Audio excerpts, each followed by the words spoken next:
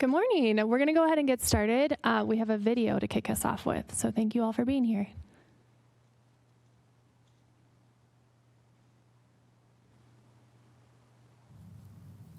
I'm Eddie Hardesty. I co-own a hot tub and patio company. When someone hears, oh, you're in recovery, they just automatically start thinking about those people that are doing everything so they can get their next fix. I'm not that person. I don't want people to see this and see me as that stigma.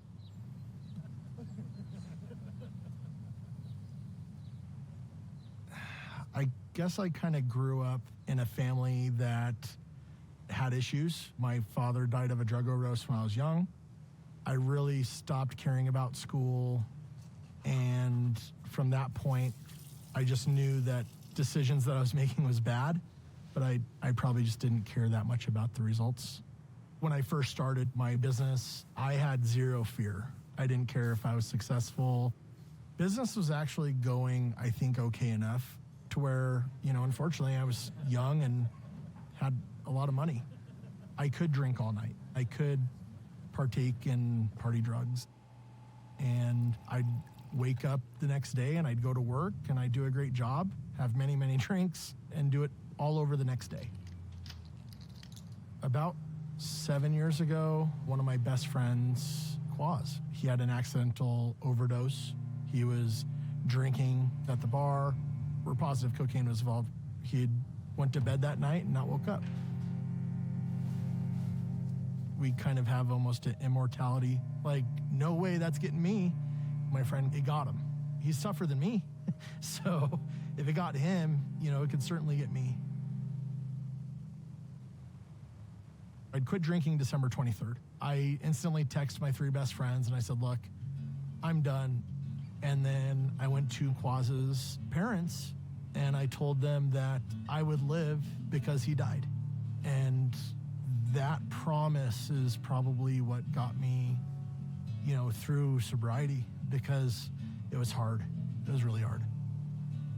I have a great life. I'm very blessed. I have the most amazing, beautiful wife in the world. We moved into Douglas County. It's such an amazing community. Everyone seems to want everyone to do well, but I absolutely believe that there are people that get off of work and go home and have 30 beers.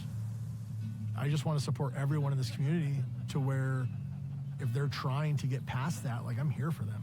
I think that's how Douglas County is, and I think a lot of people would be here for them.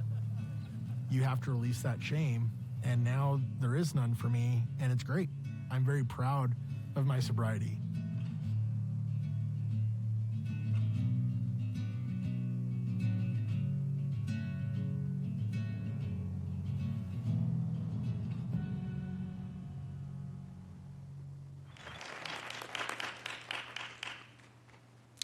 Hello there, I'm Roger Hudson. I'm a city councilman for Castle Pines. I also am so proud to be a part of the Douglas County Opioid Task Force. And I want to, so I assume whoops, that there was rolling no a second solution. one, all of a sudden. All I heard was I also want to thank everyone for being here today.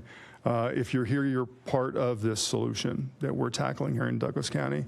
I want to give a shout out to Eddie. This wasn't about his story, and so many other stories are not about addiction. They're about celebrating recovery. Not just about a problem, it's about hope. It's about a challenge faced and a challenge met. I think all of us have had some sort of interaction with addiction in Douglas County. We don't like to talk about it. We ignore it. We like to believe it doesn't affect us here because we're wealthy.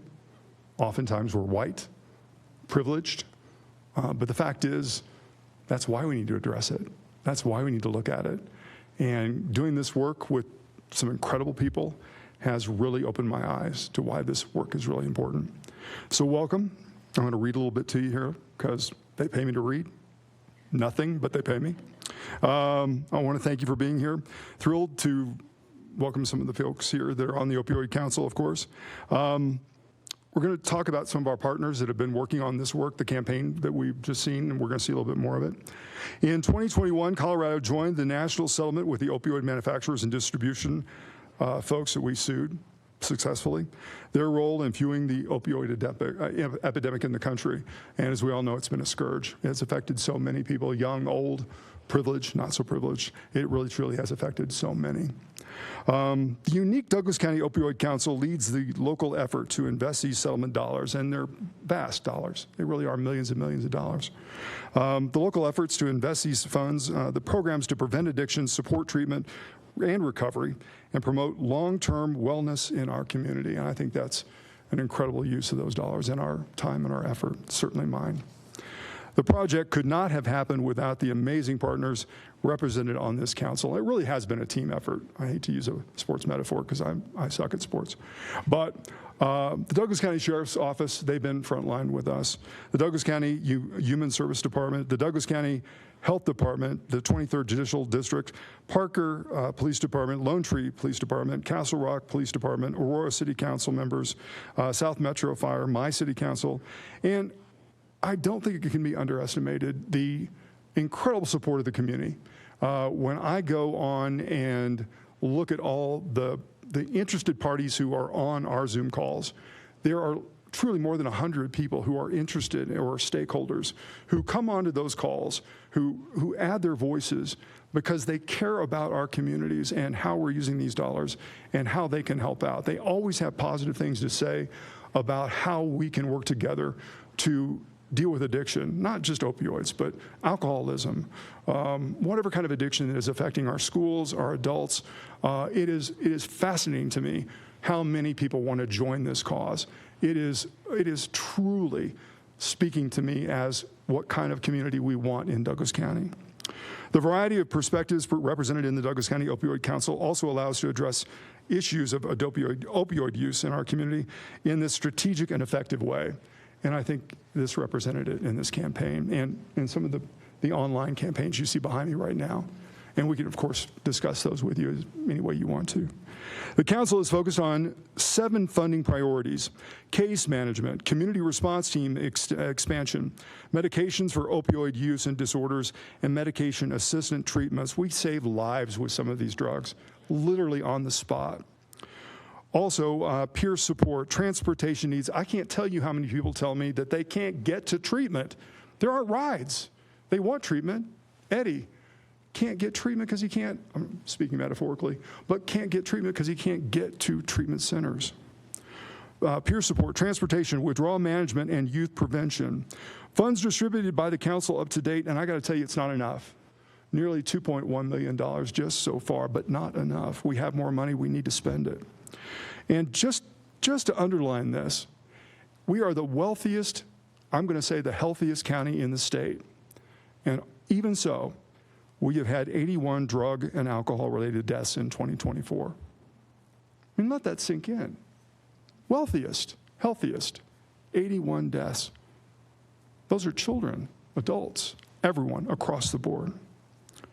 We're here today to launch a campaign to let Douglas County adults who are on any step of their recovery journey, any step, beginning, ending, middle, to reach out to them, tell them there is hope, there is recovery, there is support right here in Douglas County. We're here for you. We know you're there. We hear you. This campaign, which amplifies the voices of those who have lived experience, you know them. Some of you are here. Raquel's here. She's over my shoulder, as usual. We will help reduce stigma and break down barriers to recovery. In October, this I'm really excited about.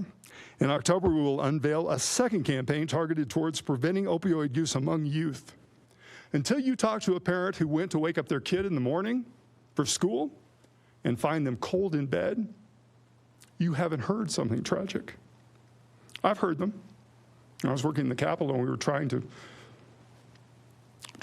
reduce opioid use in Colorado. I had a parent talk to me and tell me they could not go back into that room.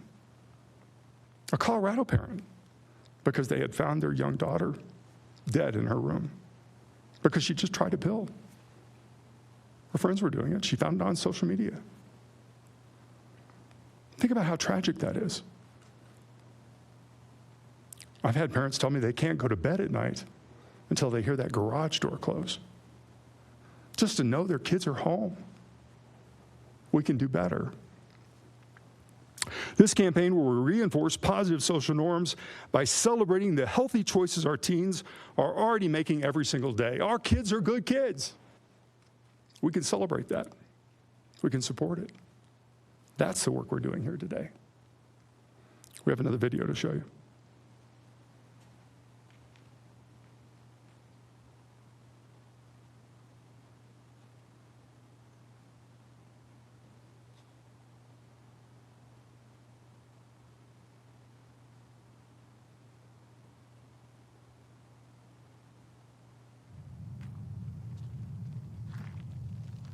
Growing up in Douglas County, I heard nothing about sobriety. I heard all about the problem, but nothing about the solution. So I assumed that there was no solution. All I heard was, just say no. And it's like, okay, I can say no to drugs all I want, but what can I say yes to? What is the guiding path here? I was born without hearing in one ear, and I went to go get a bona fide hearing aid put in when I was 14. They prescribed oxycodone as part of the post-care plan. I realized really quickly that it can numb emotional pain. Opiates in general numb everything and anything. I felt kind of like an outcast a lot, just like I couldn't find where I fit in sometimes. I was just so lonely. I hated myself. When I was 17, it went from I would take this as like, oh, maybe once in a while, to this is becoming an everyday thing. And that's when I started playing around with heroin. I wasn't showing up for work on time. I was always late. People always wondered, like, what happened to Caden? Almost like the snap of a fingers, it became so non-functioning so quick. I overdosed 4 times. 3 times of those 4 times, I stopped breathing and had to get Narcan.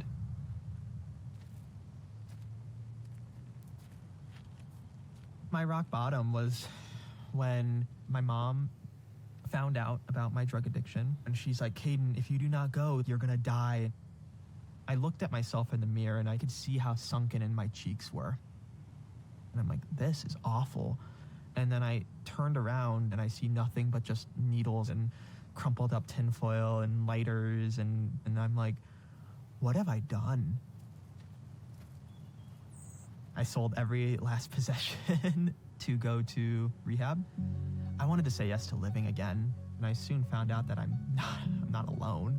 I could now look at myself in the mirror and I can be happy with who looks back.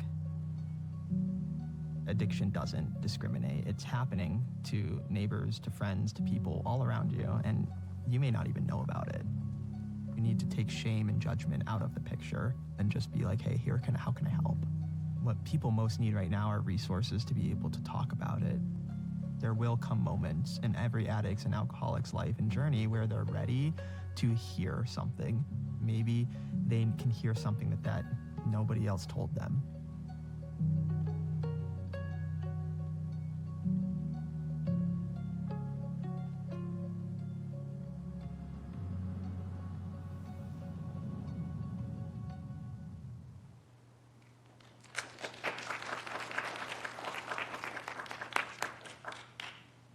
In my script, it says closing remarks. I think I've spoken way too much already. I will say this. This campaign took a while for us. Everybody was looking for some image or something that we could look at and go, that's addiction. There is no such image. There is no phrase. There is no quick, easy answer. But I will say that I'm proud of this campaign because it truly is the story of us. These are our people. You look at the images, you see Castle Rock, you see people who go to our schools, shop with us, sell us hot tubs. This is the story of us. Please have a good day. Go hug your kids. Celebrate with these people and everyone in our community who has overcome some challenge, whether it be addiction, or maybe just getting through the day. Thank you for living in Douglas County. Have a good day.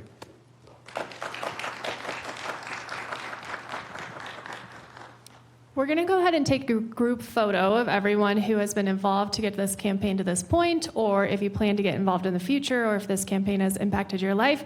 You're welcome to come up for the group photo. Before we do that, though, does anyone in the room have any questions for Roger? Or Savannah? I'm happy to walk the mic over if anyone has any questions. They made my print so large, I didn't see that on my script because I'm old. Savannah, where are you? Yeah, I'm sorry. Come up here. I'm so sorry. Oh, yeah. No, Let's come get up Savannah here. up here. You don't understand. Raquel's going to beat my behind. Yes, round of applause for Savannah. Come up here. Thank you, sir. No, see how large my type is? I should have did that. No, I'm blind. I'm going to take that. No. No, for real. He's got like 23-point No, font it's here. like this big. You think I'm kidding? I'm rocking 12-point No, font. I needed to do that differently next time. No. Trust me, I'm blind.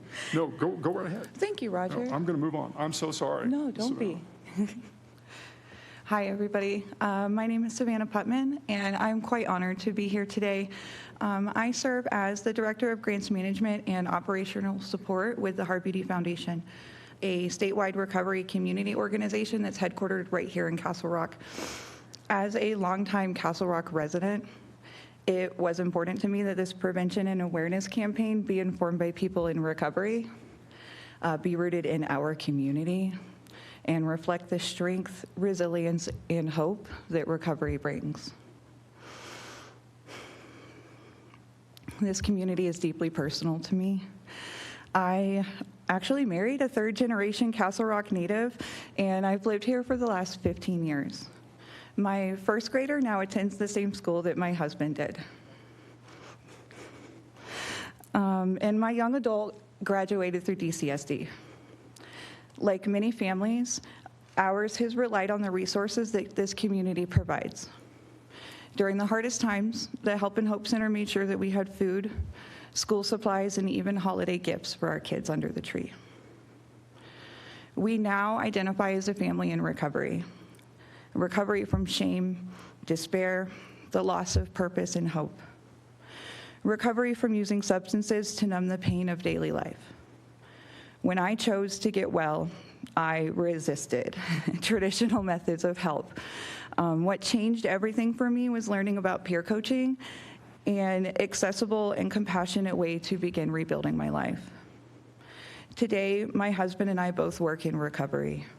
Our children are thriving. We are a sustainable, a gainfully employed, tax-paying family. We are living proof that, yes, people do recover. This campaign is a reflection of that truth.